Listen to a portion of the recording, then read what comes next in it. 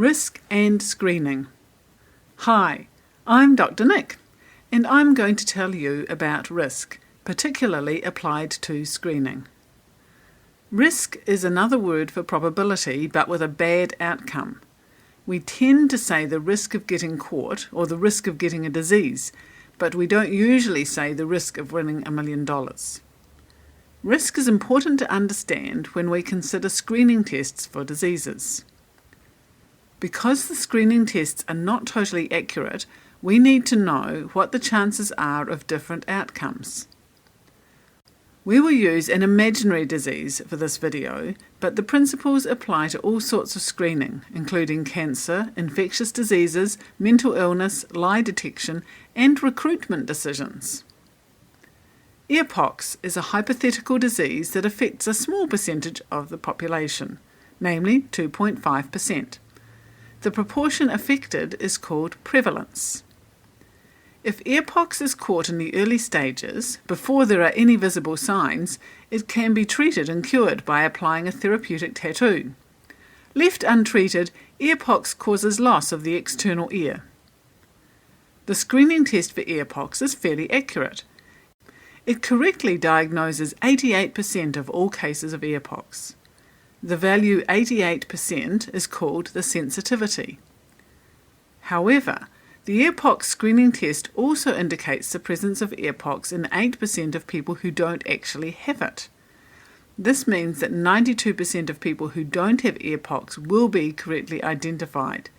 This value 92% is called the specificity. There are 4 different outcomes in this instance. A person can have earpox. The test identifies that they do have earpox. They can choose to be treated and cured. A person can have earpox. The test does not identify that they have earpox. They are not treated and suffer the effects of earpox. This is called a false negative. A person does not have earpox, and the test correctly identifies that they do not have earpox. A person does not have earpox, and the test incorrectly indicates that they do have earpox, and they are treated unnecessarily. This is called a false positive. We will show this scenario first as an icon diagram and then as a table. We want to know what are the probabilities of each of the 4 possible outcomes. We also want to know what the relative probabilities are, such as the probability of not having earpox even though the test indicates that we do. It is easy to underestimate the number of false positives. Icon diagram or spot chart. This diagram represents 1,000 people as spots. Of the 1,000, 2.5% or 25 have earpox. We show these 25 people with earpox as yellow spots. People without earpox are shown as green spots. We screen all 1,000 people.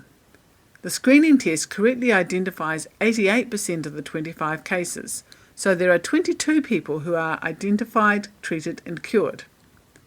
A blue border indicates that the person gets a positive result from the screening test. There are 3 people with earpox who are not detected and their earpox becomes incurable. The screening test also falsely detects earpox in 8% of the 975 people who do not have earpox. That is 78 people. These people are shown as green dots with blue borders. The other 897 people are fine. They do not have earpox, and the test has indicated that, so they are not treated.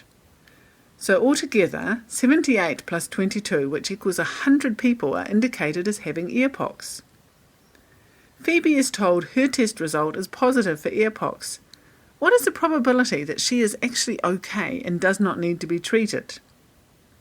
There are 78 out of 100 people who have tested positive but are okay. That means that there is a 78% chance that Phoebe is okay and does not need to be treated.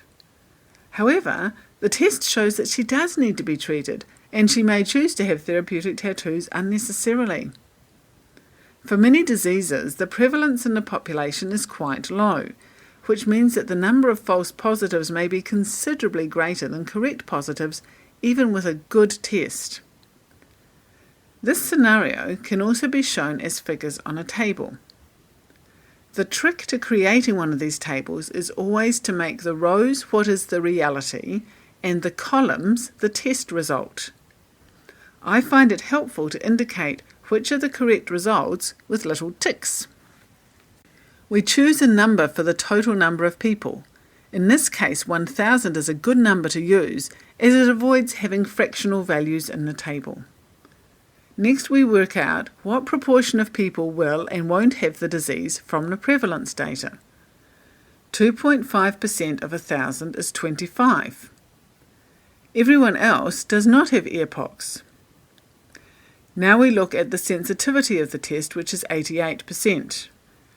88% of the 25 people who do have earpox will be correctly identified as having earpox. 88% of 25 is 22. 25 minus 22 equals 3. 3 people who do have earpox will not be correctly identified. They will have a false negative result.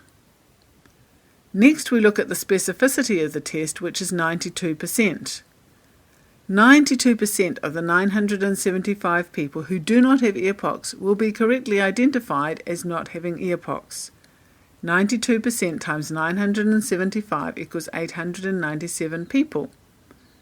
This leaves 975 minus 897, which equals 78 people who do not have earpox, but whom the test identified as having earpox.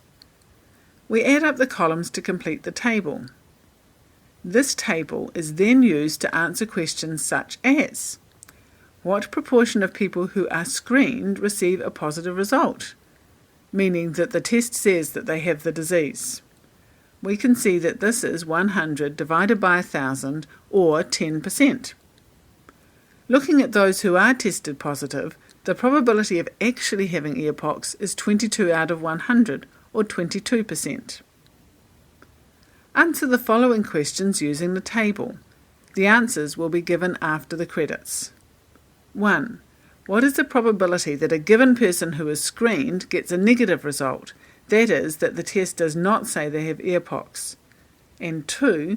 If the test says they do not have earpox, what is the probability that they really do? This video was brought to you by Statistics Learning Centre. Visit our website for more resources to help you learn. Sign up on Patreon to help us keep producing high-quality educational videos, and subscribe to this channel to find out about new videos as we produce them.